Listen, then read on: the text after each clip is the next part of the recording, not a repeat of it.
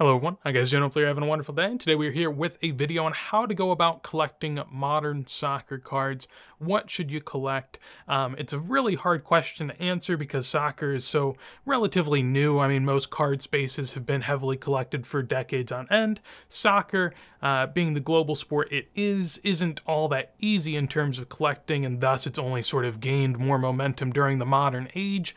And so we're sort of finding our footing still. Hopefully this video can at least, shed a little bit of light in terms of how I look at it. You don't necessarily have to look at it the same way, but I do think that it's a good thing to go ahead and, cross-reference or maybe get some ideas out of this video. Again, this is just my perspective, and I'm sharing that with you today. If you appreciate it, if you enjoy the video, do make sure to leave a like. I'd appreciate it greatly. Helps me, helps the channel. But with that said, let's go ahead and get on into it. So to start, do not take this the wrong way. I know I recently sort of made a video saying that I hate Modern, and I was a bit over the top with it. People were accusing me of hating Modern, which certainly isn't the case. There are, certain things that I don't buy into, and some premises that I just generally stay away from, so that was a video more in regards to that. I actually really do like Modern, and in this video, you'll sort of get my thought process on it. This video is more so meant to encourage collecting and push some thoughtful collecting insights your way. At least things that I've considered throughout my 4+ years at this point of collecting soccer. Feels crazy to say that, but we really have gotten this far. So, hopefully I could share a little bit worthwhile to you. Don't take this the wrong way. I'm purely trying to help. I'm not trying to, hurt your feelings or hurt the way you feel about your collection. It might be a bit of a difficult conversation, but ultimately the harder conversations to have usually end up being the most important. So we'll start with saying that I personally feel that many collectors sort of have a lack of focus, and it's not something that's inherently terrible. You're not a bad person. You're not a bad collector if you do it.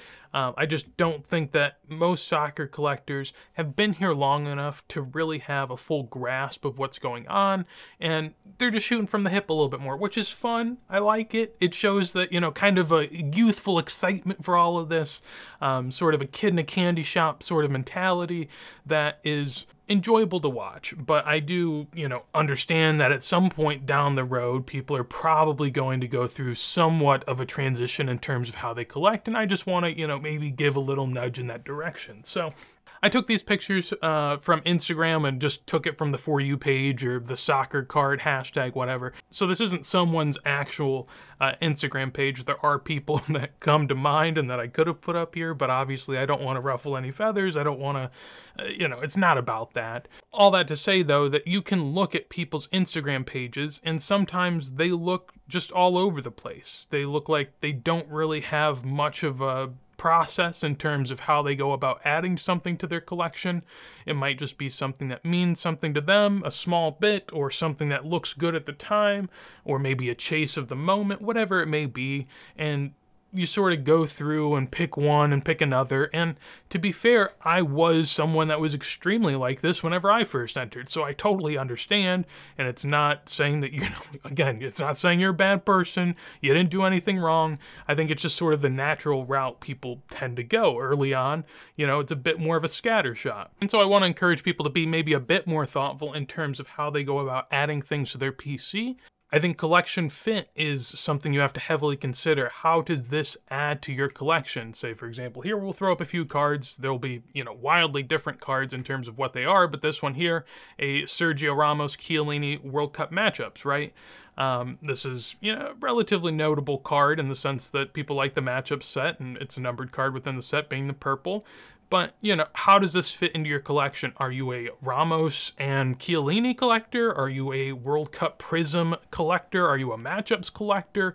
Are you going for all the purples of that? I mean, there's got to be, in theory, some sort of hole that this is filling, or some reason that you truly want it. Now, obviously, it's a great, sort of card in the sense that it's a couple good defenders for the era, but just because it recognizes a couple good defenders on a card together, is that truly worth being in your PC? And, everyone has to sort of answer that on their own. Another example would be a João Felix. Now, of course, at this point in time, I mean, most people probably were prospecting, or even could be prospecting now, in a sense, on this type of a card. But if you were going to go after that, again, how does it fit into your PC? I mean, not too many people collect the 2018 Topps Chrome set in a specific color, especially green. And you wouldn't think too many people collect João Felix either, but you know, a card like this still goes for like $50 to $100 in decent grade, despite João Felix not really being much of a prospect anymore or a player that is notable within the hobby. And then finally you have someone like an Erling Haaland. This is a 1/1 finest, and obviously a really good card in that sense that it's a 1/1 and thus extremely rare. But again, if you were going to go and buy this, how would that fit into your collection? Are you a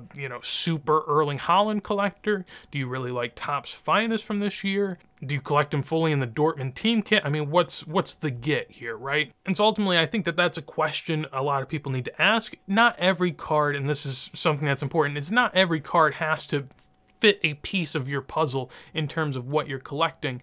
But I do think that to some degree it has to. There has to be some sort of reason that you are going after what you're going after to truly give it meaning and to keep the hunt and the thrill of the chase that much more impactful to you. And so really the question we have to ask is, does this card have meaning to you and also others, ideally? You don't just want a card to have meaning to yourself.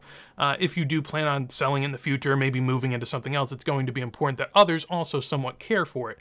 So I think the easiest way to understand whether or not you truly care about a card is the rainbow test. That's the simplest solution in terms of what I can think of. This is asking the question, say for this Atomic Messi out of 250, I've seen a lot of people sort of buy Atomics here and there because Atomics generally look kind of cool, and I get that, but once you own an out of 250 of a card, you're going to see lots of other numbered items start to sell, and you sort of have to ask yourself the question of, well, what am I doing here? Am I trying to build out this Merlin Chrome set? Am I just grabbing one Atomic and dipping? I mean, it's Messi in a PSG kit. What's the real appeal, right? So I think that the simplest solution is, do you want to build the rainbow? Is that something you want to chase? Because fundamentally, that's a question a lot of people that are within that collecting space are going to have to answer. And so for here, with the 2022 and 23 Merlin Chrome set on the left-hand side, you can see all of the different numbers that you could end up chasing. So we're looking at the Atomic here, out of 250. There's also then some that are more common, the Pink Mojo, the Rose Gold, the Neon Gold, the Vintage Merlin Refractor, the Aqua Prism Refractor, and just a regular refractor. Working your way back down, we have Aqua, you get the idea, a ton of different ones on the way down. Ultimately, probably about 20 different cards here. And so if you look at that, does that really seem like something you want to go after? Because while you might own the Atomic, and yes, the Atomic looks good, you're going to see tons of different cards come up that are more rare than that. And, throughout your time collecting and just looking at sales, you'll probably ask yourself the question of, well, is it worth chasing further? And so it's probably best to just do that right off the rip, right? Is this card meaningful in the sense of, do I want to add more? If the, say, lower numbers start to come down in price, will I add those? I think that's a very important thing to answer, because a lot of people will buy one parallel, assuming that that's all that they can buy. But as time goes on, you get more money, maybe prices drop, you can certainly buy others. And so do you want to take that path of, maybe you have the Atomic, now you go for the Aqua, and then the Aqua Speckle, and then the Speckle Refractor, then the green, and you keep working your way down? Is that something you want to do? And so I think this is the simplest way to phrase this. Keep in mind, there's many different alternative routes that you can go on with this. However, I think that this is the easiest to digest. So for example, maybe you like the Atomics so much and you're going to get the Atomics from each year of a certain player within that Merlin set, right? Maybe you're going to go after 3, 4, 5, 6 different ones. Maybe you want to collect a ton of different players within that Atomic parallel. There's a lot of different ways that you can go about it, yes, but I think in terms of understanding if the first card you want to go after is worthwhile, you sort of have to understand where it places itself within that greater set, right? Because a lot of people will buy an out of 250 without really recognizing that if we look beneath that, there's an out of 200, an out of 200, an out of 150, and slowly but surely you start to realize there's about 1,000 different other cards in this Merlin set that are, numerically better than this Messi. And when you add that up, considering he's probably in, say, 10 to 20 different other sets, I mean, this is maybe the 10,000th best card of a player in that year. And that leaves you very much in the middle of the pack in terms of parallels. And so then you have to ask yourself, well, where do I go from there? And that follows in line with why I think that this is helpful. Say, for instance, if you're going after this Cole Palmer, it's a $3 Aqua Prism. It's nothing all that special, as you can see. Tons of different ones lower than that. But again, if you're buying the easiest to attain of most of the color, do you really plan on working your way down? The same thing is also true on the other end of the spectrum. I don't think that people think about this enough. I think that some people go about buying the rarest of the rare within the set without really recognizing if they even think that that card matters in general. Say for instance, here we have a Chris Smalling Merlin 1 of 1 here, the Superfractor from the set. This went for, I think it was $300 to $400 on eBay, something like that. And so, you know, you sort of have to ask yourself, even then, sure, you have the 1 of 1, but do you want to go and get the out of 5, the out of 10, the out of 15, the whole thing? You don't have to, but I think personally, if you are willing to buy the 1 of 1, but not build out the rainbow, that you're almost admitting that the card really doesn't matter, right? Because if you truly did care about that card and you had the 1 of 1, say for instance you had the 1 of 1 of a 2017 Topps Chrome Messi, you're probably going to build out the rest, because then you look really cool, right? Because obviously you have the 1 of 1, but to put together the rainbow is an amazing accomplishment for a card that matters. But simply just having the 1 of 1 and not wanting to put together the rest of it, to me, is almost an admission that the rest of the cards don't really matter, and maybe that one doesn't either. And so I think that either way that you look at this from, it is helpful. Even if you are someone that goes about and buys all the 1 of 1s. I know people that do that in the hobby, there's plenty of them.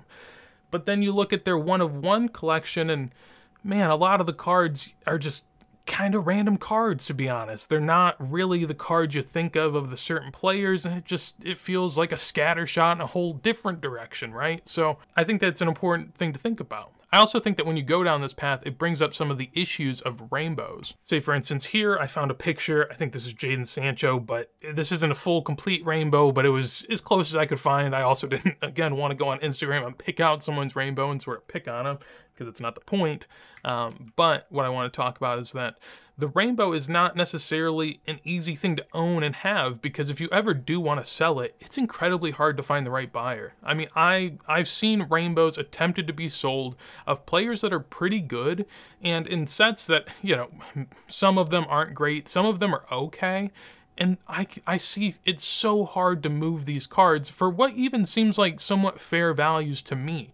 I'm not a collector of the certain players that I'm thinking about or the certain rainbows that I'm thinking about, but I notice that the people that have them then find it extremely hard to move, because finding the right buyer that wants to buy all the cards of this specific player from this specific set can be such a daunting task.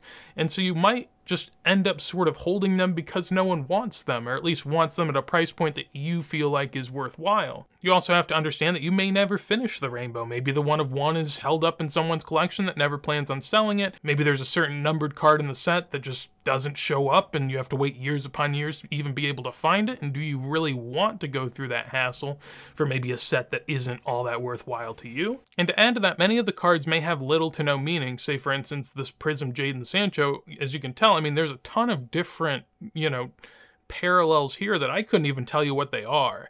I mean, I could tell you kind of what they look like. I mean, on the second row on the far left here, I have no clue what this is. This is like a blue and yellow stripe. There's a black and yellow. There's like a pink fluorescent maybe. I mean, there's just so many different parallels that you might not even know what you're looking at really, and so that can sort of be confusing as well, and part of the reason why I think some of the earlier rainbows are more coveted and probably more tempting to most people, because you can tell there's 5 or 6 or 7 different colors and they all go together pretty easy and people know what they are, while comparatively with, say, a modern Prism rainbow, I mean, you're looking probably at 30-40 cards, 20 of which no one would even know the names of. And finally, the display factor. Once you get all of these together, well, how are you going to display it? And also, do you even like looking at it in the display form that it is? Say, for instance, again, with this Jadon Sancho, you know, there's so many different colors and so many different odd-looking cards that when you put it together, it doesn't quite look like a rainbow. It's just sort of a mix match of a ton of different things that collectively I don't even know if they really look all that good. And so these are the issues that you sort of run into when you start thinking about maybe chasing a rainbow or working your way down the lineage of whatever you're looking to buy. And I think that it's a question worth asking before you even take those initial steps, right? Because a lot of people take the first few steps without really looking at where that path leads and if they even want to go down that path, right? And so I think it's important to think about that ahead of time. And so as far as how this has helped me, obviously it's sort of shaped the way that I look at collecting a good bit. I've been a lot more set focused. I've been a lot more, particularly focused on different parallels and what I want to go after. An instance here is the Future Stars Pulisic. The Future Stars Pulisic is a very simple sort of route to go on. This is an insert within the 2017 set. And really what you're looking at here is an out of 50 gold. There's also an out of 10 red, and then there's a super, and really that's it. So for me to think about, do I want to buy the gold? Well, yeah, because eventually one day if the red comes up for a decent price, I'd like to get the red. And of course, if willing, if I have the right funds at the right available moment, if the 1 of 1 came up, I would be interested in that too. I think that collectively it would be a great little chase, and there's only 3 that I have to go after, so it isn't all that daunting, right? And I think they look pretty good together. Another example would be how it's sort of pushed me towards some of the bigger hits within a set. Say for instance, this 2018 Topps Museum Tim Weah. This is a framed auto. The framed autos within 2018 Museum are great. Pretty sure it's 1 a case, or maybe a little less than 1 a case, but ultimately very, very hard to hit. There's only a couple different parallels. It's a nice rookie auto, but ultimately it's not too much to go ahead and chase. I don't have to worry, oh, is there an out of 75 up this week, and out of 199 and out of 125? No, because it's just a small part of the set with a relatively low print run and without many parallels. And then to go to this 2018 Treble World Cup sticker, this is one where there are no parallels. It is just a part of the treble set that, in my opinion, is really, really cool. There are some that are on sticker. There are some that actually have a sticker auto beneath it. And I like the ones that are on sticker. I think that they add something very unique. And the reason that I sort of got to this point is because I've challenged myself to look for some of the most unique, hard to find, and interesting items that don't necessarily need 5 to 10 other parallels to accompany it to be a cool, unique thing, right? It sort of stands alone. And so I think that by setting these restrictions on myself and by trying to, look at the path of which I'm going on early, I can see right away, like, if I get this Ronaldo, this is already one of the best in the sets, in my opinion, and it's in my collection right away, and I don't really have much else work to do after that. Sure, there are other players I want to go after, and that can kind of add to the chase, but it makes it much more fun and much more finite. When I'm looking for these World Cup sticker autos, they don't come up that often. There's only a few players I really want, so I'm not just hunting eBay all day, every day, trying to find all of them.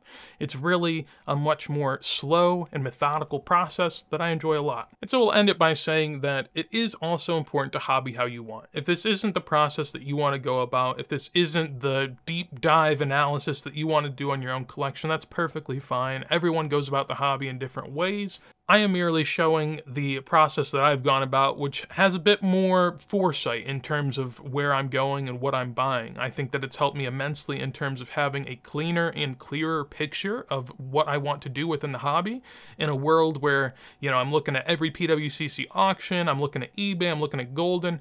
There are just thousands upon thousands of cards constantly bombarding me. And so to be able to have a very precise picture of what I want has helped me immensely in terms of obviously spending, curating a better collection, and also sort of alleviating the stress of seeing so many auctions going off all the time of things that, I sort of want but don't really want, and then maybe I get the card in the mail, I'm like, oh, I didn't really like that card, maybe I want to get rid of it, and it just makes the process much more smooth, and that's the important point. This is for me, and I think that's important to be able to, compare your process with this and maybe see how you do it. If there are things that you like from this video, feel free to take them. And if there are things that you didn't like, then that's perfectly fine also. But yeah, that's going to be it for my video today on how to have a more clean process in terms of collecting modern, at least something that's worked for me. If you did enjoy the video, of course, do make sure to leave a like. Helps me, helps the channel. Would love to hear your thoughts down below in the comments in terms of if this is something you employ, if it's something maybe you've learned over time, if maybe you enjoy the scattershot method. I'll be honest,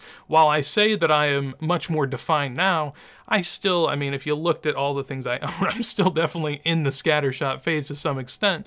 And so this isn't an indictment on people. This isn't anything negative. This is supposed to be a much more encouraging sort of video to maybe get you a step or two ahead in terms of what you're looking for. So if you enjoy the videos, want to see more, make sure to subscribe. But with that said, hopefully you have a wonderful day, and peace.